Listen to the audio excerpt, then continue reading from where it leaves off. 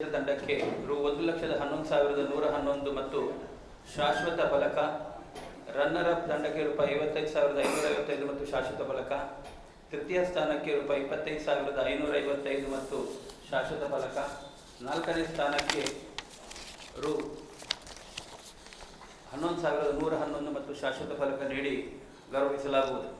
ಪುರುಷರಿಗಾಗಿ ನಡೆಯುವ ವಾಲಿಬಾಲ್ ಪಂದ್ಯಾಟದಲ್ಲಿನ ವಿಜೇತ ತಂಡಕ್ಕೆ ರೂಪಾಯಿ 66,666 ಮತ್ತು ಶಾಶ್ವತ ಫಲಕ. ರನ್ನರ್ ಅಪ್ ತಂಡಕ್ಕೆ ರೂಪಾಯಿ 33,333 ಮತ್ತು ಶಾಶ್ವತ ಫಲಕ. ತೃತೀಯ ಸ್ಥಾನಕ್ಕೆ 22,222 ಮತ್ತು ಶಾಶ್ವತ ಫಲಕ ನೀಡಿ ಪುರಸ್ಕರಿಸಲಾಗುವುದು.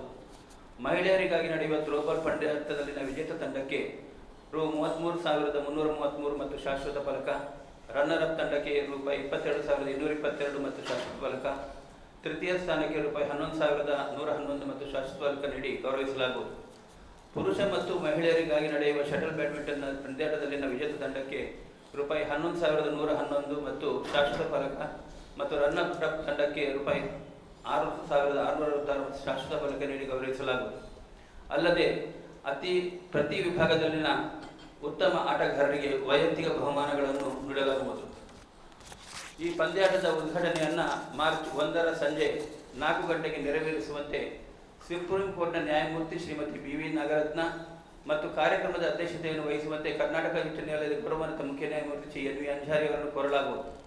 ಕರ್ನಾಟಕ ಉಚ್ಚ ನ್ಯಾಯಾಲಯದ ಗೌರವಾನ್ವಿತ ನ್ಯಾಯಮೂರ್ತಿ ಹಾಗೂ ಉಡುಪಿ ಜಿಲ್ಲಾ ಆಡಳಿತಾತ್ಮಕ ನ್ಯಾಯಮೂರ್ತಿ ಶ್ರೀ ES ಇಂದಿರೇಶ್, ಕರ್ನಾಟಕ ಉಚ್ಚ ನ್ಯಾಯಾಲಯದ ಗೌರವಾನ್ವಿತ ನ್ಯಾಯಮೂರ್ತಿ ಶ್ರೀ ರಾಜೇಶ್ ರೈಕೆ, ಮಾಹೆಯ ಸಹ ಕುಲಾಧಿಪತಿ ಡಾಕ್ಟರ್ HS ಬಲ್ಲಾಡಿಯವರು ಮುಖ್ಯ ಅತಿಥಿಗಳಾಗಿಯೂ ಉಡುಪಿಯ ಪ್ರಧಾನ ಜಿಲ್ಲಾ ಮತ್ತು ಸತ್ರ ನ್ಯಾಯಾಧೀಶರಾದ ಶ್ರೀ ಕಿರಣ್ S ಗಂಗಣ್ಣವರ್ ಗೌರವ ಅತಿಥಿಗಳಾಗಿಯೂ ಭಾಗವಹಿಸಲಿರುವರು. ಪಂದ್ಯಾಟದ ಸಮಾರೋಪ ಸಮಾರಂಭವು ಮಾರ್ಚ್ ತಾರೀಕು 2ರ ಸಂಜೆ 7ಕ್ಕೆ ನಡೆಯಲಿದ್ದು, ಕರ್ನಾಟಕ ರಾಜ್ಯ ವಕೀಲರ ಪರಿಷತ್ತಿನ ಸದಸ್ಯ ಶ್ರೀ PP ಹೆಗ್ಡೆ ಸಮಾರೋಪ ಭಾಷಣ ಮಾಡಲಿರುವರು. ಉಡುಪಿ ಚಿಕ್ಕಮಗಳೂರು ಸಂಸದ ಶ್ರೀ ಕೋಟ ಶ್ರೀನಿವಾಸ ಪೂಜಾರಿ ಅಧ್ಯಕ್ಷತೆ ವಹಿಸಲಿದ್ದು, ವಿಧಾನಸಭಾ ಸದಸ್ಯ ಶ್ರೀ ಯಶಪಾಲ್ ಸುವರ್ಣ ಮುಖ್ಯ ಅತಿಥಿಯಾಗಿ ಭಾಗವಹಿಸಲಿರುವರು. ವಿಜೇತ ತಂಡಗಳಿಗೆ ಸಮಾರೋಪ ಸಮಾರಂಭದಲ್ಲಿ ಬಹುಮಾನಗಳನ್ನು ವಿತರಿಸಲಾಗುವುದು.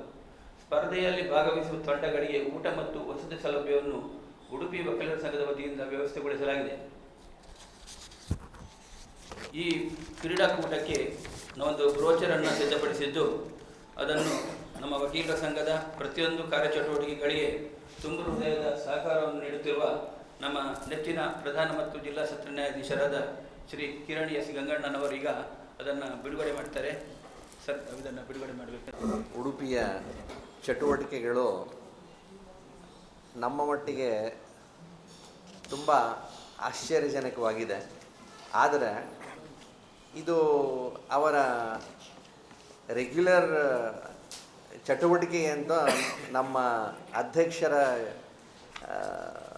ನಡಾವಳಿ, ಅಂದರೆ ಅವರು ನಡ್ಕೊಳ್ಳೋ ರೀತಿಯಿಂದ ಅದು ಕಂಡು ಬರ್ತಾ ಇದೆ. ಅಂದರೆ ವಕೀಲರ ಸಂಘ ಕೇವಲ ನ್ಯಾಯವಾದಿಗಳಾಗಿ ಸಮಾಜದಲ್ಲಿ ತಮ್ಮನ್ನು ಗುರುತಿಸಿಕೊಳ್ಳುವುದು ಅಲ್ಲದೇ ಸಮಾಜದ ಎಲ್ಲ ಗುಣಲಕ್ಷಣಗಳನ್ನು, ಚಟುವಟಿಕೆಗಳನ್ನು ಕೂಡ ಒಳಗೂಡಿಸಿಕೊಂಡು ತನ್ನದೇ ಆದಂತಹ ಒಂದು ವಿಭಿನ್ನ ವ್ಯಕ್ತಿತ್ವದ ಸಂಸ್ಥೆಯನ್ನು ಕಟ್ಟಿ ಹಾಕಿ ಬೆಳೆಸುವುದರಲ್ಲಿ ಈ ನಮ್ಮ ವಕೀಲರ ಸಂಘದ ಅಧ್ಯಕ್ಷರು ಮತ್ತು ವಕೀಲರ ಸಂಘದ ಸಮಸ್ತ ಸದಸ್ಯರು ತೊಡಗಿಸಿಕೊಂಡಿದ್ದಾರೆ. ನಮ್ಮ ನ್ಯಾಯವಾದಿಗಳ ಆರೋಗ್ಯದ ಕಾರ್ಯಕ್ರಮಗಳಿರ್ಬೋದು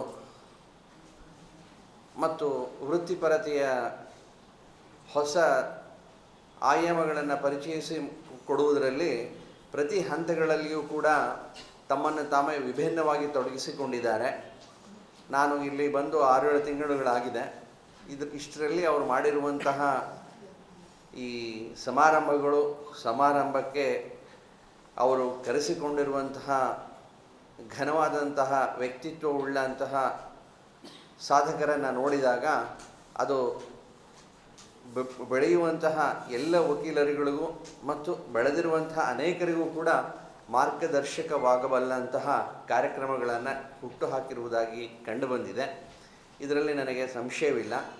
ಇನ್ನು ಕ್ರೀಡೆ ಮತ್ತು ನಮ್ಮ ನ್ಯಾಯವಾದಿಗಳ ಮತ್ತು ನ್ಯಾಯಾಧೀಶರ ವೃತ್ತಿಗೆ ನೋಡಿದಾಗ ಜೀವನದಲ್ಲಿ ಇದು ನಮ್ಮ ಜೀವನಕ್ಕೆ ಮಾತ್ರವೇ ಅಲ್ಲ, ಎಲ್ಲರ ಜೀವನಗಳಲ್ಲಿಯೂ ಕೂಡ ಇರುವಂತಹ ಒಂದು ಅವಿಭಾಜ್ಯ ಅಂಗ.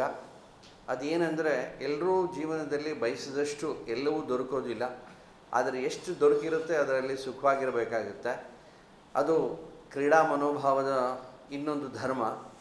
ಆಟದಲ್ಲಿ ಭಾಗವಹಿಸಿದವರೆಲ್ಲರೂ ಗೆಲ್ಲೋದಿಲ್ಲ, ಹಾಗೆಂದ ಮಾತ್ರಕ್ಕೆ ಸೋತವರೆಲ್ಲ ಕನಿಷ್ಠ ಅಂತ ಹೇಳಲಿಕ್ಕಾಗೋದಿಲ್ಲ. ಜೀವನದ ಪ್ರತಿಯೊಂದು ಸಂಘರ್ಷಗಳಲ್ಲಿಯೂ ಪ್ರತಿಯೊಬ್ಬ ವ್ಯಕ್ತಿ ತನ್ನದೇ ಆದಂಥ ಸಾಧನೆಗಳನ್ನು ತೋರಿಸ್ತಾರೆ, ರೂಪಿಸ್ಕೊಳ್ತಾರೆ. ಈ ಕ್ರೀಡಾ ಮನೋಭಾವ ಮತ್ತು ಈ ಕ್ರೀಡಾ ಮನೋಭಾವ ಉತ್ತಮ ಚಾರಿತ್ರ್ಯವನ್ನು ಕಟ್ಟಿ ಹಾಕಿಕೊಳ್ಳುವಲ್ಲಿ, ಬೆಳೆಸಿಕೊಳ್ಳುವಲ್ಲಿ ಒಂದು ಉತ್ತಮ ಅಂಗ ಆಗುತ್ತೆ.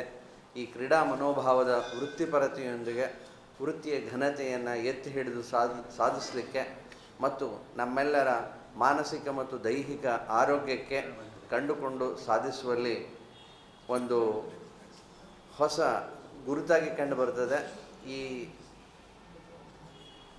ಈ ಹೊಸ ವೆಂಚರ್ ಅಂದರೆ ಈ ಹೊಸ ಯೋಜನೆ, ಈ ಹೊಸ ಕಾರ್ಯಕ್ರಮದಲ್ಲಿ ಇವರು ಹಾಕಿಕೊಂಡಿದ್ದು ನೋಡಿದರೆ ನನಗೂ ಕೂಡ ಆಶ್ಚರ್ಯವಾಯಿತು. ಇದು ಸಹಜವಾಗಿ ಸಾಧನೆಯಾಗುವಂಥದ್ದಲ್ಲ. ನಮ್ಮ ವಕೀಲರ ಸಂಘದವರು ಮಾತ್ರವೇ ಅಲ್ಲ, ಸಮಾಜದ ಅನೇಕ ಸಂಘ ಸಂಸ್ಥೆಗಳ ಒಡನಾಟದೊಂದಿಗೆ ಸಂಯೋಜಿಸಿಕೊಂಡು ಮಾಡುತ್ತಿರುವಂತಹ ಈ ಕಾರ್ಯಕ್ರಮದಲ್ಲಿ ಯಶಸ್ವಿಯಾಗಿ ಬರಲಿ. ಅದನ್ನು ಯಶಸ್ವಿಯಾಗಿ ಮಾಡೋದರಲ್ಲಿ ತಾವು ಕೂಡ ಕಾರಣಕರ್ತರಾಗಿರಿ ಅಂತ ಅವರೆಲ್ಲರ ಪರವಾಗಿ ನಾನು ತಮ್ಮಲ್ಲಿ ಕೇಳಿಕೊಳ್ತೇನೆ. Thank you. ನಮಸ್ಕಾರ.